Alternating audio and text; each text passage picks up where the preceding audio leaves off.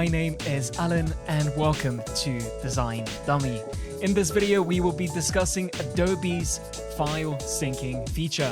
Whether you're a new designer to Photoshop or you've been around the block for a bit, I'm sure you'll learn something new today.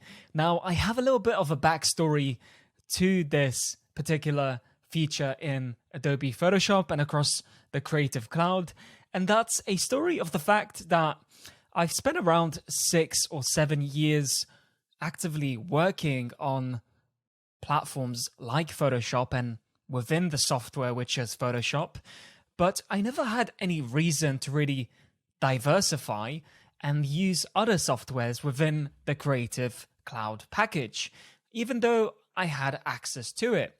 And there are many reasons for that. For example, when we jump into design, we only have that particular field of work in mind. That's all we want to do at the time. And usually it stems from the fact that we're inspired and we too want to create something which is inspirational, which has similarities to the artwork we have seen. But if you don't have a good enough reason, you're not going to diversify. And for me personally, when I reached that 6 or 7 year mark, I had a brief, which was when I was still in high school, and I had to create my first short film. And it was during that time I was really getting started with Adobe Premiere and a little bit of After Effects. And if I knew this feature, which I'm going to explain to you today, it would have saved me a lot of headache.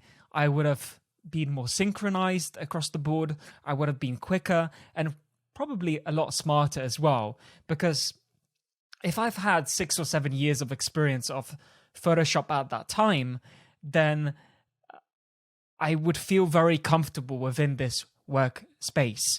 And everything we're going to teach you today is about you maintaining your comfort within Photoshop and using it to its best ability to synchronize your files across to other softwares. So in front of me, I have this mock-up or logo of Nike, and we have different layers which are just different textures, such as a lightning bolt, some water droplets, and ocean waves. And we may need to work on this design further.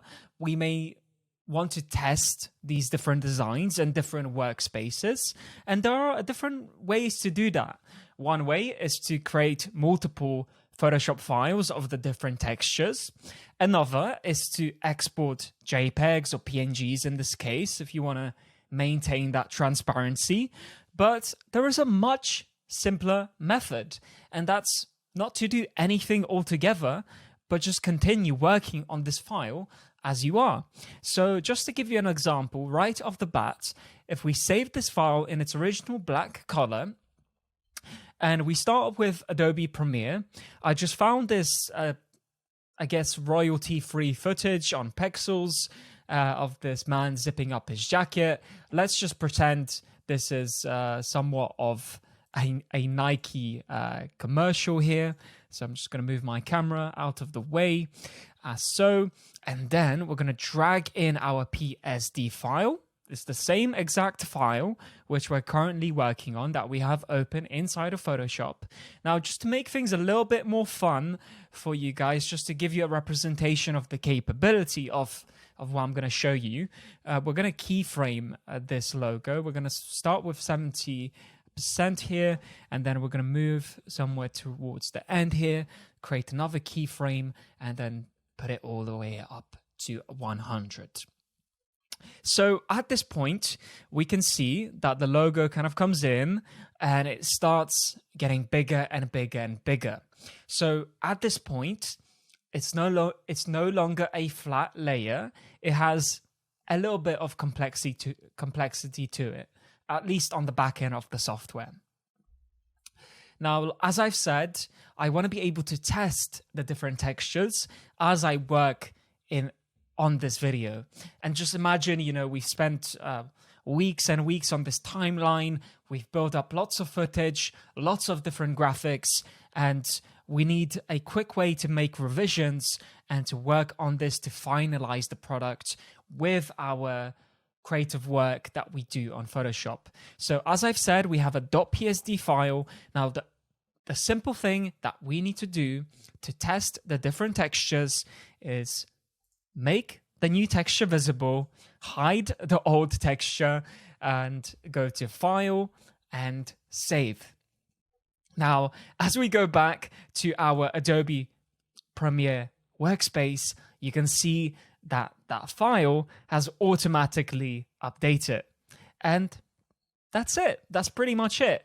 And if we want to go back once again, and this time we want to look at this raindrop texture, we simply again hide that previous layer, save this new file, go back to Adobe Premiere, wait a little bit, and as we can see, it's automatically updated.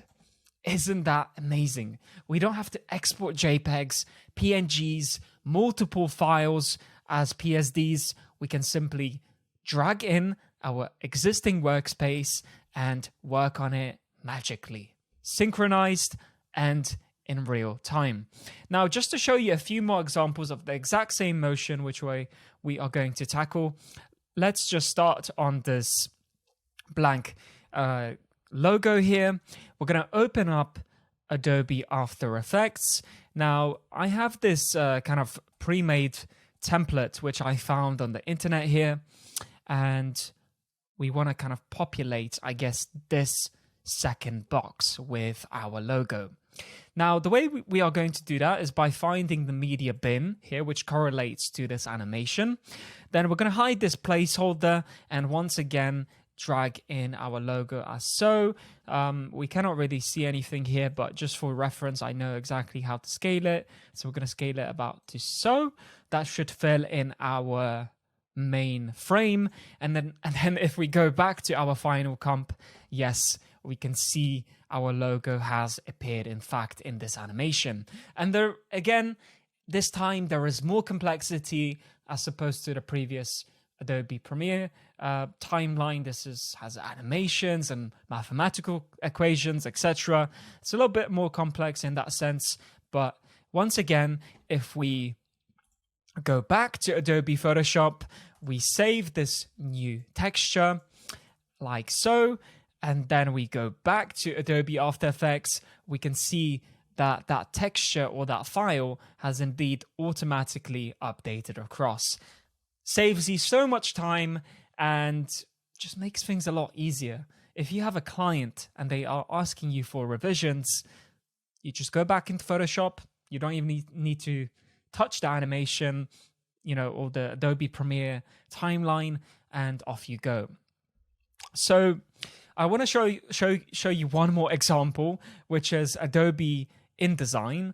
And with Adobe InDesign, this kind of layer file system is a little bit different because Adobe InDesign doesn't physically hold any digital assets within its file.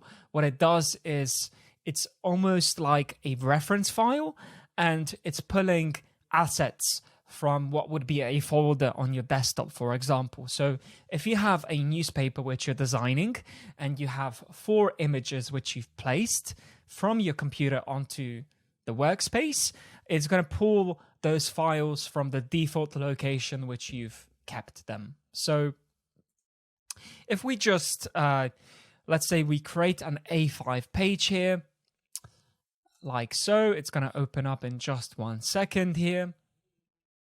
And then if we drag in our logo PSD file, so let me just drag it in like so, and there we go. We have it as a lightning texture at the moment. Now, if we go back to Photoshop, and this time we are going to enable the ocean texture, we're going to save this file. So our default file there will change as well. Now, the difference with this is that it doesn't automatically change, because as I've said, it's pulling those files from somewhere else. So in this case, we can see a hazard sign. And if we go in here as well, we'll be able to see our layer. And if we just simply double click on this hazard icon, our logo will automatically change to that desired outcome. There are plenty of other softwares which use this feature, and it works in multiple different ways.